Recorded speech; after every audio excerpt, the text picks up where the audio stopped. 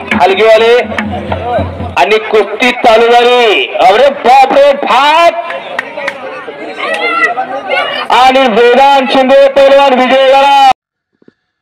नमस्कार. लीड महाराष्ट्र या बातमीपत्रात आपले स्वागत आहे. बेडग येथील मरगाई देवी यात्रा कुस्तीच्या रंगतदार फडाने संपन्न झाली.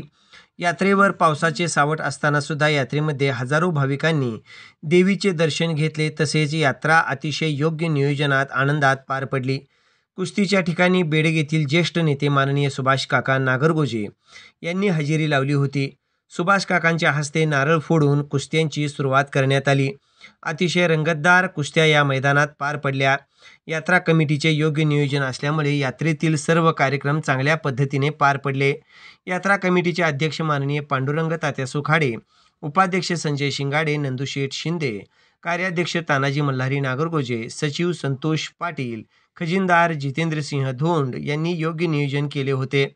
यावर्षी सुद्धा यात्रेमध्ये दिग्विजय कुस्ती केंद्राच्या मल्लांनी अतिशय चांगल्या कुस्त्या करत दिग्विजय कुस्ती केंद्र तसेच वस्ताद भीमराव आबा शिंदे यांचे नाव केले.